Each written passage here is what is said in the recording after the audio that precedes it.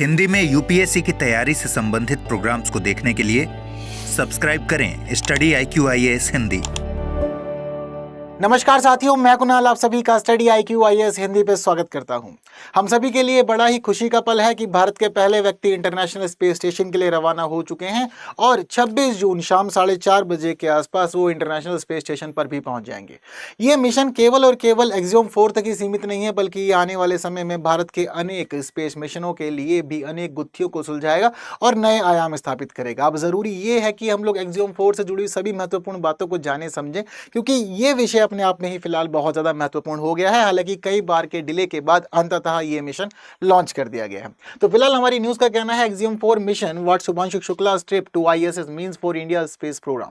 बहुत कुछ जानने समझने को है आज के इस वीडियो में आप लोगों के लिए। तो देखिए, पहला महत्वपूर्ण जो आयाम है, यानी कि हमें ये विषय क्यों पढ़ना चाहिए, ये बात इस बार ही यूपीएससी हमें बता चुका है। दरअसल यूपीएससी CSC का जो प्री रहा है, प्रीलिम्स एग्जामिनेशन 2025 के लिए, इस 2025 की परीक्षा में ही यूपीएससी ने हमें बताया कि ये मिशन क्यों इंपॉर्टेंट है हमारे एग्जाम के पर्सपेक्टिव से। तो क्वेश्चन हम लोगों से पूछा गया था इस बार प्रीलिम्स में कि निम्नलिखित अंतरिक्ष मिशनों पर विचार कीजिए, एक्सियोम 4, स्पार्डेक्स और गगनयान। उपयुक्त अंतरिक्ष मिशनों में से कितने सूक्ष्म गुरुत्व विषयक अनुसंधान को प्रोत्साहित और समर्थित करते हैं। तो हमसे पूछा गया था माइक्रोग्रेविटी के बारे में 3 मिशनों को, तो यहाँ पर एक्सियोम 4 भी शामिल था। तो यूपीएससी ने पहले क्लियर कर दिया था कि भाई देखो, एक्सियोम 4 इंपॉर्टेंट है, इसलिए पढ़ना जरूर है, तैयार जरूर रहना है। अब क्या क्या इससे जुड़ी बातें आपको ध्यान रखनी है, क्या क्या समझना है, ये बढ़ते हैं आगे और सब कुछ देखते हैं। तो देखिए, पहली हमारे पास महत्वपूर्ण चीज क्या है यहाँ पर। तो देखिए, मामला चर्चा में इसलिए आया है क्योंकि भाई भारतीय अंतरिक्ष यात्री शुभांशु शुक्ला का एक्सियोम 4 अंतरराष्ट्रीय स्पेस स्टेशन के लिए कई विलंबों के बाद प्रक्षेपित हो चुका है, यानी कि रवाना कर दिया गया है, लॉन्च कर दिया गया है। और सभी चीजें अब तो फिलहाल सक्सेसफुली हुई हैं। बीते दिनों देखा गया था कि कई बार इसके लिए डेट शेड्यूल की गई, लेकिन सभी चीजें जब अनुकूल नहीं मिली तो डिले कर दिया गया, पोस्टपोन कर दिया गया। अब आगे की कहानी क्या रहेगी। तो देखिए, सक्सेसफुली लॉन्च तो हो गया है और ये माना जा रहा है कि 26 जून को शाम 4:30 बजे, यानी कि भारतीय समय अनुसार शाम 4:30 बजे यह जो मिशन है, ये मिशन यानी कि ये सभी जो हमारे लोग हैं, जो एस्ट्रोनॉट्स हैं, ये सभी पहुंचेंगे इंटरनेशनल स्पेस स्टेशन पे। कैसे पहुंचेंगे, तो ये इंटरनेशनल स्पेस स्टेशन पे पहुंचेंगे स्पेस एक्स के ड्रैगन क्रू कैप्सूल के माध्यम से। तो स्पेस एक्स का ड्रैगन क्रू कैप्सूल 26 जून शाम 4:30 बजे सभी चारों के चारों अंतरिक्ष यात्रियों को लेकर पहुंच जाएगा अंतरिक्ष स्टेशन पे। ठीक है, अब यहाँ पर यह भी समझने वाली बात है हम लोग के लिए, space x dragon crew capsule अंतरिक्ष यात्रियों को लेकर फाल्कन 9 रॉकेट को में प्रक्षेपित किया गया था। ठीक है, तो ये जो स्पेस एक्स का ड्रैगन क्रू कैप्सूल है, ये किससे जुड़ा हुआ था, हमारा फाल्कन 9 रॉकेट से जुड़ा हुआ था। और फाल्कन 9 रॉकेट से जुड़े होने के साथ साथ ये दिखा गया कि 25 जून को दोपहर 12:01 पर इसे प्रक्षेपित किया गया, यानी कि इसको लॉन्च किया गया कैनेडी स्पेस सेंटर के लॉन्च कॉम्प्लेक्स 39A से।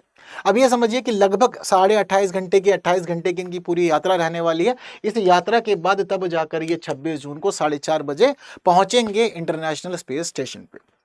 हालांकि इस पूरे 28.5 घंटे के बीच में कुछ घंटे इनको आराम के लिए मिलेंगे। माना यह भी गया है कि लगभग 3 बार इस समय हम लोग अंतरिक्ष यात्रियों से संपर्क भी करेंगे और उनकी चीजों को भी जानेंगे कि वो कैसा महसूस कर रहे हैं और सभी चीजें अनुकूलित है या नहीं, यानी कि उनके अनुकूल चल रही है या नहीं चल रही है, उनके अनुकूल है या नहीं, वो सभी चीजें जानने के लिए इस पूरे के पूरे मिशन पे आगे संपर्क किया जाएगा।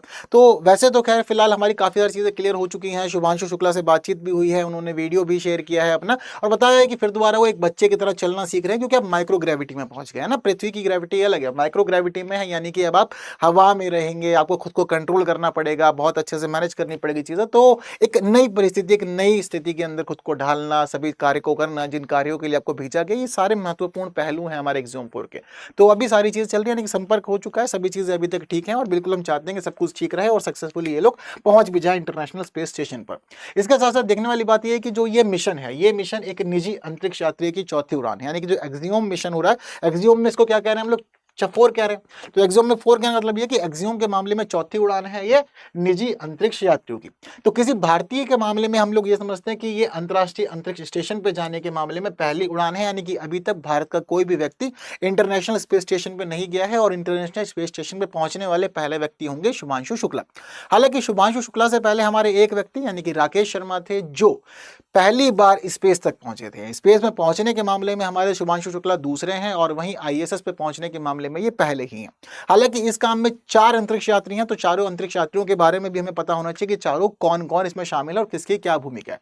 तो देखिए हमारे सबसे महत्वपूर्ण है जो हमारे लिए वो है शुभांशु शुक्ला। ठीक है, तो शुभांशु शुक्ला की भूमिका इस मिशन के अंदर पायलट की है और 1984 के बाद ये अंतरिक्ष में जाने वाले भारत के दूसरे एस्ट्रोनॉट है।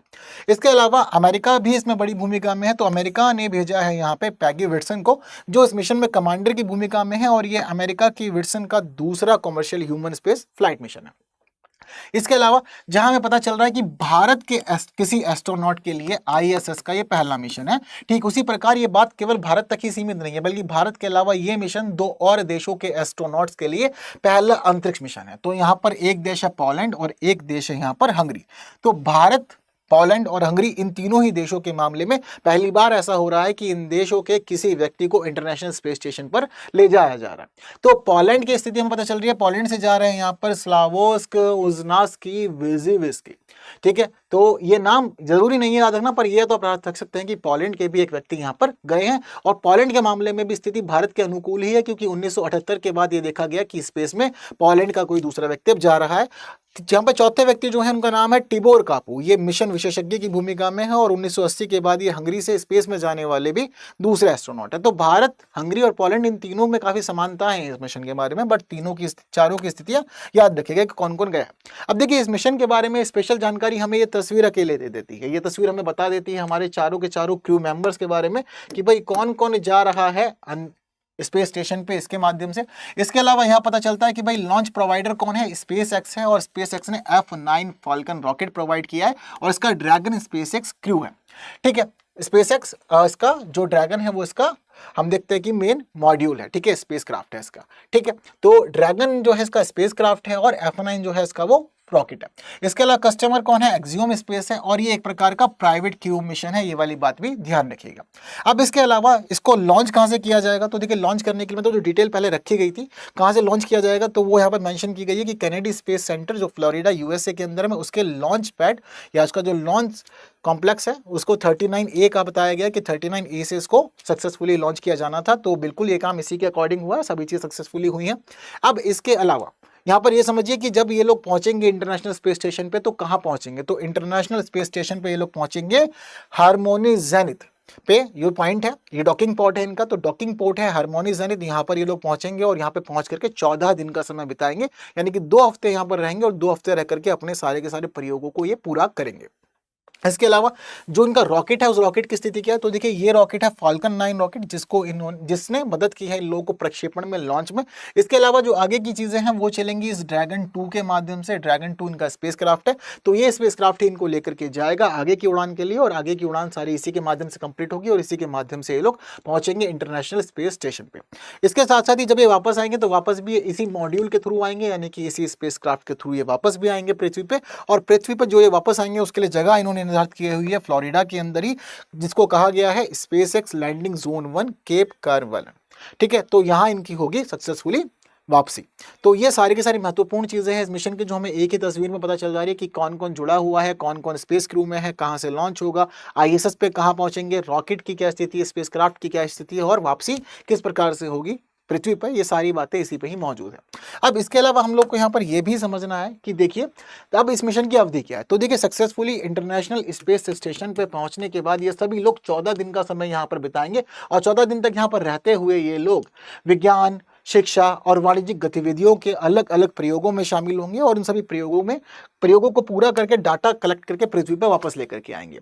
इसके अलावा मिशन के उद्देश्य क्या है, अब ऑब्वियस सी बात है इतना बड़ा अमाउंट खर्च किया गया तो कुछ ना कुछ खास चाहत तो रही होगी। तो देखिए मिशन के कुछ खास उद्देश्य हैं और उद्देश्य केवल नासा या इसरो तक ही सीमित नहीं बल्कि दुनिया के अनेक देशों तक सीमित है इसके उद्देश्य।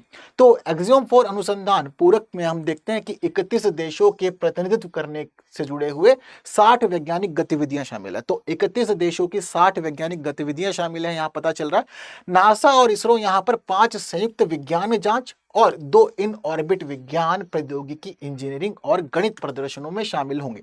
ठीक है, तो नासा और इसरो दोनों मिलकर के 5 संयुक्त विज्ञान जांच कर रहे हैं और साथ साथ 2 इन ऑर्बिट विज्ञान, प्रौद्योगिकी, इंजीनियरिंग और गणित प्रदर्शनों में भी ये पार्टिसिपेट करेंगे। तो टोटल ये बात इनकी मेन है कि नासा और इसरो मिलकर क्या कर रहे हैं।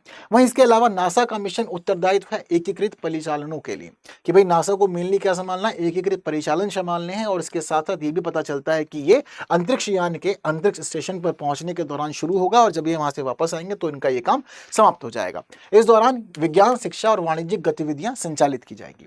ये सारे मामला हो गया, हम समझ रहे हैं ओवरऑल और नासा के मामले में। वहीं भारत की कुछ खास भूमिका रहने वाली है, कुछ खास जिम्मेदारियां दी गई हैं शुभांशु शुक्ला को। तो क्या जिम्मेदारियां दी गई हैं, तो देखिए जो कहानी यहाँ पर इसरो की है उसमें हमें पता चलता है कि भाई शुभांशु शुक्ला, ठीक है, आईएसएस पर चयनित भारतीय सूक्ष्म गुरुत्व अनुसंधान प्रयोगों को अंजाम देंगे। यानी कि हमारे भारत के द्वारा जो चुने गए हैं सूक्ष्म गुरुत्व अनुसंधान प्रयोग, उन सभी को करने की जिम्मेदारी शुभांशु शुक्ला को दी गई है। इस दौरान शुभांशु शुक्ला यहाँ पर रहते हुए विभिन्न राष्ट्रीय अनुसंधान एवं विज्ञान प्रयोगशालाओं या शैक्षणिक संस्थानों के भारतीय प्रधान अन्वेषकों द्वारा प्रस्तावित किए गए 7 अलग अलग माइक्रोग्रेविटी अनुसंधान प्रयोगों को करेंगे। ये वाली बात देखने वाली है कि 7 माइक्रोग्रेविटी अनुसंधान प्रयोगों को शुभांशु शुक्ला के द्वारा किया जाएगा, जो अलग अलग हम देखते हैं कि राष्ट्रीय अनुसंधान और विकास प्रयोगशालाओं के द्वारा या फिर शैक्षणिक संस्थाओं के द्वारा, इन सभी के द्वारा प्रस्तावित है। ये सारे के सारे काम हमारे शुभांशु शुक्ला इस मिशन में करेंगे। यानी कि अल्टीमेटली समझा जाए तो शुभांशु शुक्ला की जिम्मेदारी यहाँ पर 7 माइक्रोग्रेविटी अनुसंधान प्रयोगों को करने की है। पर इन 7 माइक्रोग्रेविटी अनुसंधान प्रयोगों में शामिल क्या क्या, तो देखिए ये सातों के सातों प्रयोग हैं जो सातों प्रयोग करेंगे शुभांशु शुक्ला, और ये सारे प्रयोग आने वाले समय में हमारे और मिशनों के मामले में बहुत ही ज्यादा महत्वपूर्ण रहेंगे। तो पहला क्या रहने वाला है इसमें प्रयोग, आईएसएस में सूक्ष्म गुरुत्व विकिरण का खाद्य सूक्ष्म शैवाल पर प्रभाव। तो जो माइक्रोग्रेविटी रेज होती हैं उनका खाद्य सूक्ष्म शैवाल पर क्या प्रभाव पड़ता है, इसको समझना पहला प्रयोग है। इसके अलावा अंतरिक्ष में सलाद के बीजों को अंकुरित करना, चालक दल के पोषण के लिए प्रासंगिकता को समझना, ये दूसरा इसमें प्रयोग है। तीसरा प्रयोग है इसके अंदर यूटार्डिग्रेट पैरामैक्रोबियोटस SPBLR स्ट्रेन का अस्तित्व, पुनरुद्धार, प्रजनन और ट्रांसक्रिप्टोम को समझना। चौथा इसमें सूक्ष्म गुरुत्व के तहत मांसपेशियों के उत्थान पर चयापचय पूरक का प्रभाव समझना। जो हमारी मांसपेशियां होती हैं, मांसपेशियों के उत्थान पर चयापचय पूरक का क्या प्रभाव होता है, इसको समझना। माइक्रोग्रेविटी में इलेक्ट्रॉनिक डिस्प्ले के साथ मानवीय संपर्क का विश्लेषण करना कि कैसा रहता है। इसके अलावा यहाँ जो छठा प्रयोग है वो है यूरिया और नाइट्रेट पर साइनोबैक्टीरिया की तुलनात्मक वृद्धि और प्रोटियोमिक्स प्रतिक्रिया को समझना। और 7वां मिशन है इसमें खाद्य फसल के बीजों की वृद्धि और उपज मापदंडों पर सूक्ष्म गुरुत्वाकर्षण का प्रभाव समझना। ये सातों के सातों मिशन जो है वो, यानी कि सातों प्रयोग जो हैं ये प्रयोग किए जाएंगे यहाँ 14 दिनों के दौरान शुभांशु शुक्ला के द्वारा। तो ये मिशन भारत के लिए इस मामले में सबसे ज्यादा महत्वपूर्ण है और आने वाले समय में बहुत कुछ नए राज जो हैं हमारे स्पेस के वो हम इन मिशन के थ्रू समझ पाएंगे। साथ साथ ये भी समझ पाएंगे कि अगर हमारे जो अंतरिक्ष यात्री हैं, जो एस्ट्रोनॉट्स हैं, अगर वो एक लंबी अवधि बिताना चाहें स्पेस में, तो लंबी अवधि बिताने के साथ साथ उन्हें कौन कौन से फैक्टर्स मदद करेंगे और आने वाले समय में कौन कौन सी टेक्नोलॉजीज के माध्यम से हम लोग स्पेस में अपने कार्यों को आगे बढ़ाएं। बातें क्लियर हैं सभी को। तो ये एक ब्रीफ इंपॉर्टेंट इंफॉर्मेशन है हमारी जो हमें पता होनी चाहिए एक्सियम 4 मिशन की। भारत के मामले में क्यों खास है, पूरी दुनिया के मामले में क्यों खास है, क्या क्या हुआ है, क्या क्या चीज़ चल रही है, वो सारी महत्वपूर्ण बातें यहाँ शामिल है। तो जरूरी है कि इन सभी बातों को समझने और आप लोग मुझे क्वेश्चन का आंसर दें, और वो क्वेश्चन है एक्सियम 4 मिशन के संदर्भ में निम्नलिखित पर विचार करना है। यह एक निजी उड़ान है, यह किसी भारतीय के लिए अंतर्राष्ट्रीय अंतरिक्ष स्टेशन की पहली उड़ान है। इसमें सूक्ष्म गुरुत्व प्रयोग शामिल है। तो इस प्रश्न का उत्तर आप लोग मुझे कॉमेंट में देंगे और जरूरी है कि आप सभी लोग इस प्रश्न का उत्तर कॉमेंट में दें। इसके अलावा हम लोग बात करते हैं स्टडी IQ की चल रही मानसून सेल की। तो देखिए दरअसल मानसून सेल चल रही है जहां आपको स्टडी IQ के सभी कोर्सेज पे बहुत ही बड़ा डिस्काउंट मिल रहा है। और हम लोग बात करते हैं हमारे PTY फाउंडेशन बैच प्रतिज्ञा की, जो उन लोगों के लिए खास है जो 2026 की परीक्षा केवल देना ही नहीं चाहते बल्कि सिलेक्शन भी पाना चाहते हैं। इस बैच में आप लोगों को 1000 से अधिक घंटे की कक्षाएं मिलती हैं, आप लोग को टेस्ट सीरीज मिलती है, 1-to-1 मेंटरशिप मिलती है। इसके अलावा प्रिंटेड हैंड रिटन नोट्स और हमारे जो मॉड्यूल्स होते हैं वो आप लोग को प्रोवाइड किया जाता है ताकि आप लोग को कंटेंट के लिए, अपनी स्टडीज के लिए परेशान ना होना पड़े। इसके अलावा अगर आप एनरोल करते हैं तो एनरोल करने के बाद आप लोगों के लिए खास फीचर ये है कि मंथली टेस्ट में टॉप परफॉर्मर को 11,000 का प्राइस दिया जाता है। और दूसरा खास फीचर ये है कि अगर आप लोग एनरोल होकर के प्रीलिम्स क्लियर करते हैं तो आप लोगों की पूरी फीस भी रिफंड की जाती है। तो सेल की जो लास्ट डेट है वो है 30 जून। उससे पहले पहले आपको ले लेना है और आपको जो बेस्ट डिस्काउंट मिलेगा वो डिस्काउंट मिलेगा KL लाइव कोड यूज करके। अगर आप KL लाइव कोड यूज करते हैं तो आपको बेस्ट डिस्काउंट यहाँ मिलने वाला है। हालांकि बहुत सारे लोगों को कंफ्यूजन होती है, तो क्लियर कर देता हूँ कि कैसे मिलेगा आपको डिस्काउंट। तो देखिए, जब आप गूगल पे जाएंगे तो गूगल पे जाने के तो सर्च करना है स्टडी IQ। जब आप स्टडी IQ सर्च करेंगे तो पहला लिंक आप लोग को खोल लेना है। इसके बाद आपके सामने कुछ ऐसा इंटरफेस आएगा, तो आपको क्लिक करना है UPSC हिंदी पे, जहाँ पहला बैच ही हमारा P2I फाउंडेशन बैच प्रतिज्ञा है। अब इस P2I फाउंडेशन बैच प्रतिज्ञा के मामले में आपको फीस पता चलेगी कि 33,999 फीस है, पर आपने तो देखा था कि अभी सर बता रहे हैं कि 26,999। तो 26,999 फीस कैसे पे होगी? तो उसके आपको क्लिक करना पड़ेगा बाय नाउ पे। बाय नाउ पे क्लिक करने के बाद आपके सामने पूरी स्थिति आ जाएगी। हमारा डायमंड बैच जो है वो 33,999, प्लैटिनम 33,000 का, और इसके अलावा गोल्ड बैच जो है 23,000 का है। तो आपको यहाँ पर इस डिस्काउंट को लेने के लिए आपको कोड यूज करना पड़ेगा, जो कोड मैंने आप लोग को बताया। और कोड मैंने आप लोग को क्या बताया कि कोड है KL लाइव। अब देखिए, आपको वहां पर कोड यूज करना है KL लाइव। जैसे ही आप KL लाइव कोड डाल के अप्लाई पे क्लिक करेंगे तो अप्लाई करने के बाद आपको दिखेगा यहाँ पर कि फीस काफी रिड्यूस हो गई है। और ये केवल डायमंड बैच के लिए नहीं, सभी बैचेस के लिए।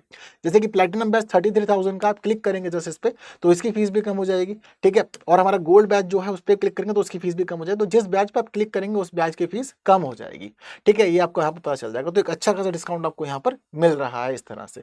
तो डायमंड बैच जिसमें सभी फीचर्स होते हैं और जो 32 महीने के लिए वैलिड होता है, उसकी फीस फिलहाल 26,999 आपको वो KL लाइव कोड लगा के अच्छे डिस्काउंट पे मिल जाएगा, ठीक है। इसके अलावा मेरे साथ कहाँ जुड़ना है? तो मेरे साथ जुड़ना है आप लोग को टेलीग्राम, इंस्टाग्राम, फेसबुक और X, ये वो सभी जगह जहाँ हम जुड़ते हैं। और आपको टेलीग्राम पे ही फाइल भी मिलती है चैनल पे, तो सर्च कीजिए कुणाल कोटिया, फिर स्कैन कीजिए इस QR कोड को टेलीग्राम चैनल पे पहुंचने के लिए।